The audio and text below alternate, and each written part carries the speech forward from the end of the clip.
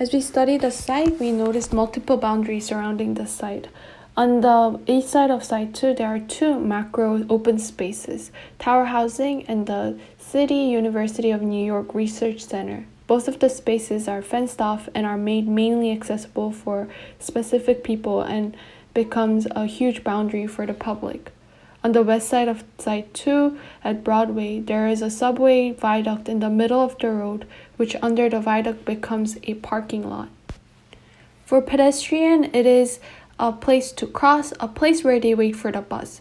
So this vehicle-dominated street is also a linear boundary for people that becomes a large-scale fence. To investigate different boundaries, we studied the physical boundaries set by fences and bare solid facade of tall or object-like buildings in the neighborhood. Then we looked into potential connection points that the pedestrian could experience at the ground level. We also looked into potential viewing spots to create connection at the elevated level, such as connection to Hudson River, glimpse to St. Nicholas Park, and Lower Manhattan skyline. We also noted how Site 2 sits on where object and fabric buildings meet. We are bridging the two types by proposing a contextualized object that builds relationship with its surrounding context.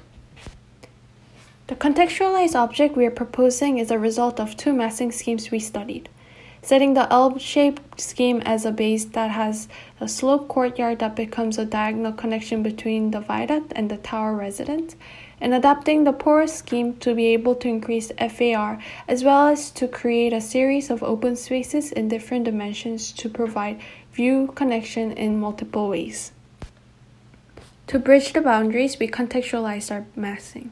The mid-height created by the slope or open spaces would consider the height of the block on the north side, and the taller heights would make relationship with the height of the residential towers in the south and the east side. The different openings of the massing also provides pedestrian connection at the ground level and visual connection at upper level. These connections also go through the tower residence and serve as a medium for connecting Site 1 and Site 3. We propose a Community Performing Arts Learning Center as our Plus community program. It serves as an extension of the two anchor programs, Multifunctional Event Space and Columbia University Studio Theater. Considering many restrictions and limitations that the residents of Manhattanville houses experience, the Plus program aims to provide a safe space for celebration of culture and to enhance the lives of the youth and kids in the neighborhood by implementing creative learning environment in the area. The elevated public plaza created between two L's provide open, safe space for community to engage, people watch, and perform culture through arts and music. We created an art boulevard in the east side of the site where people can hang out and children can paint, draw, and play. One of the social stairs connects with the art boulevard and provide a place where people can sit and to have some rest to perform, and also leads to the elevated Central Plaza to make connection to the Broadway street. The Art Boulevard and the Central Plaza also served as a node between Site 1 and Site 2, provide a pedestrian connection between the three sites.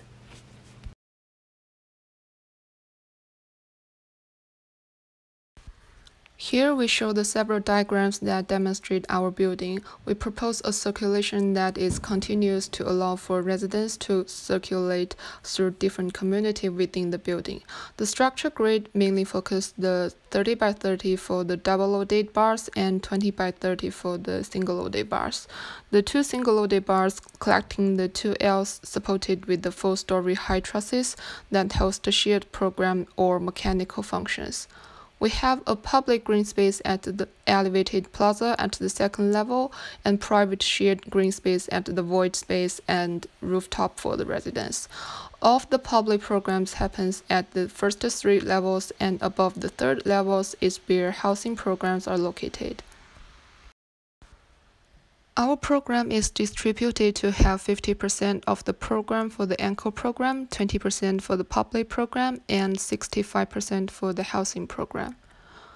The anchor programs and public programs is situated in relationship to its context, like the New York City Housing Department office space is located on the south corner close to the tower housing.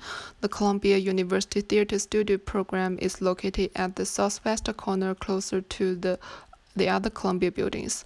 The multifunctional event space is situated at the heart of the other public programs to accessible and used for multiple groups and communities. The proposed public program, Community Learning Center, is located closer to the tower housing as it serves the existing community. The retail programs are located at the street level to serve the street. Here we see the plan of the second level that is easily accessible for the public to enjoy. The housing program consists of Columbia student housing and social housing. Around 70% of the units will be dedicated social housing and 30% would serve as student housing. The east side double-loaded bar is for student housing and the rest of the units are all social housing. And we also try to keep a void open space on each floor so that people can have a community social space, and also this space serves as a green roof garden to create a healthy and lively community. For social housing, we have 1-bedroom unit, 2-bedroom unit, and 3-bedroom unit with spacious living room and big kitchen. For student housing, we have 2-bedrooms units and 3-bedroom units with the smaller living room and have a personal bathroom for each bedroom, and each unit has a balcony. Those balconies arranged in a rhythmic way to create the facade.